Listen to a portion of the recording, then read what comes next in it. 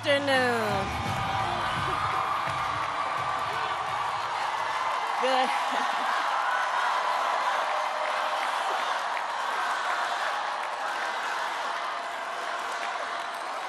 Good afternoon, everyone. Good afternoon. Good afternoon. Good afternoon. Thank you all. Thank you, thank you. Thank you, thank you.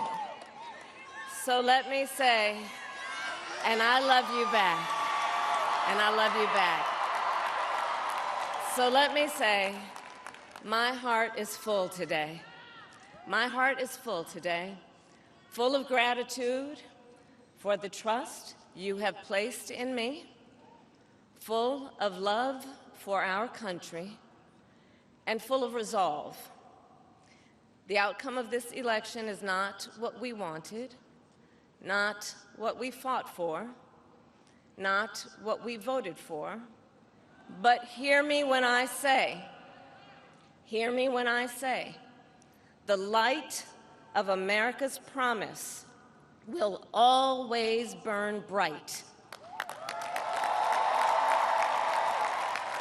As long as we never give up, and as long as we keep fighting.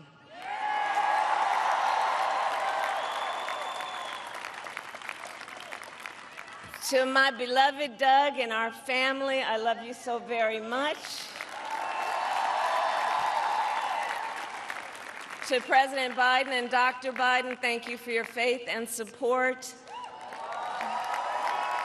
To Governor Walz and the Walz family, I know your service to our nation will continue.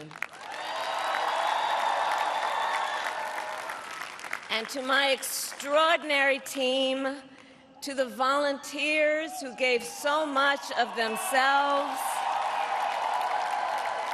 to the poll workers and the local election officials, I thank you all. Look, I am so proud of the race we ran, and the way we ran it, over the 107 days of this campaign.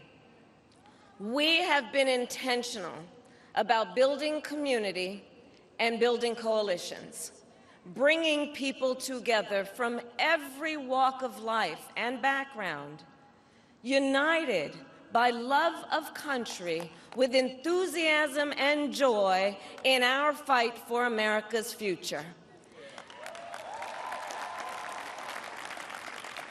And we did it with the knowledge that we all have so much more in common than what separates us.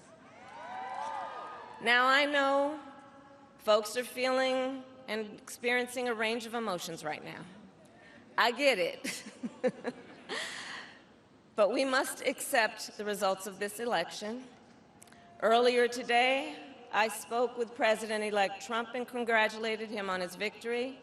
I also told him that we will help him and his team with their transition, and that we will engage in a peaceful transfer of power.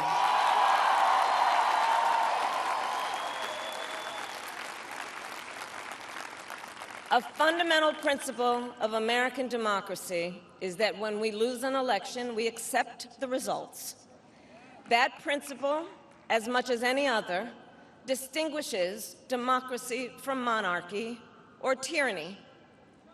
And anyone who seeks the public trust must honor it. At the same time, in our nation, we owe loyalty not to a president or a party, but to the Constitution of the United States.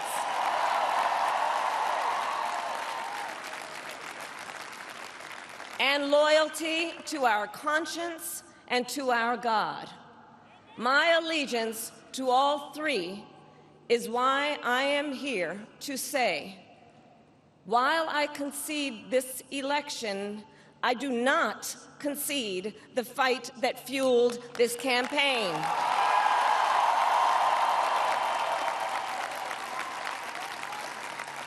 The fight for freedom, for opportunity, for fairness, and the dignity of all people.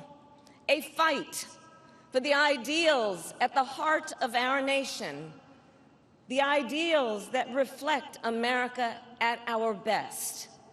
That is a fight I will never give up.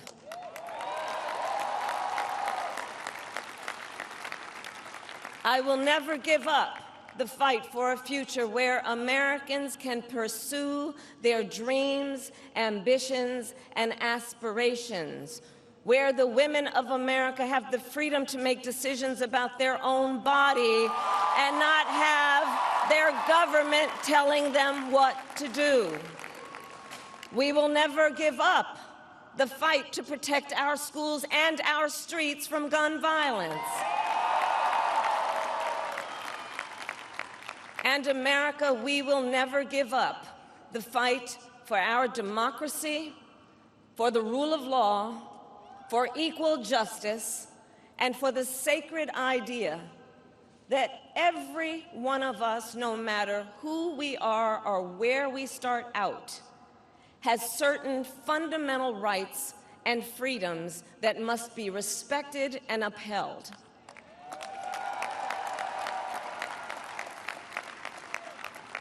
And we will continue to wage this fight in the voting booth, in the courts, and in the public square.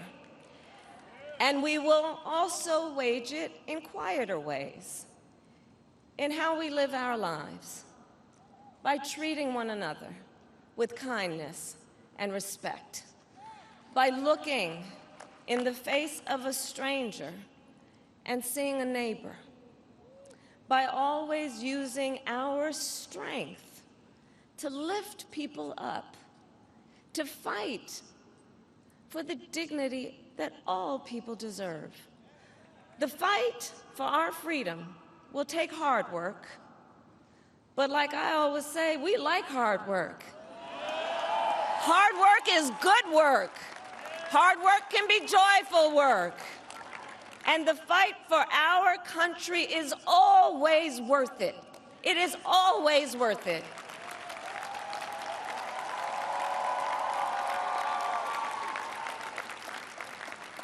To the young people who are watching, it is, I love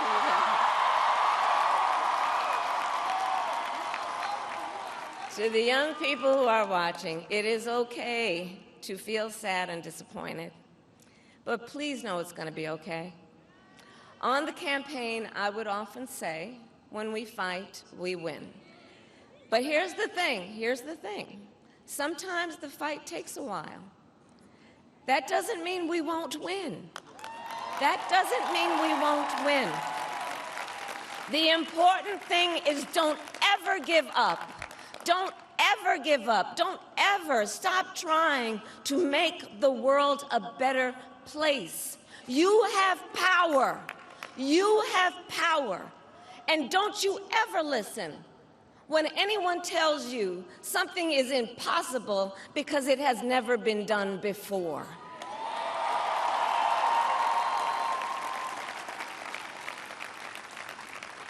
You have the capacity to do extraordinary good in the world. And so to everyone who is watching, do not despair. This is not a time to throw up our hands. This is a time to roll up our sleeves. This is a time to organize, to mobilize, and to stay engaged for the sake of freedom and justice and the future that we all know we can build together. Look, many of you know I started out as a prosecutor, and throughout my career, I saw people at some of the worst times in their lives, people who had suffered great harm and great pain, and yet found within themselves the strength and the courage and the resolve to take the stand, to take a stand, to fight for justice, to fight for themselves, to fight for others. So let their courage be our inspiration. Let their determination be our charge. And I'll close with this. There's an adage an historian once called a law of history, true of every society across the ages. The adage is, only when it is dark enough can you see the stars. I know many people feel like we are entering a dark time, but for the benefit of us all, I hope that is not the case. But here's the thing, America, if it is, let us fill the sky with the light of a brilliant, brilliant billion of stars. The light of optimism, of faith, of truth, and service.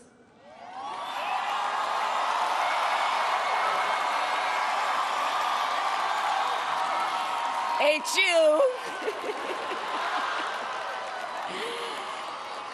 And may that work guide us, even in the face of setbacks, toward the extraordinary promise of the United States of America. I thank you all. May God bless you, and may God bless the United States of America. I thank you all.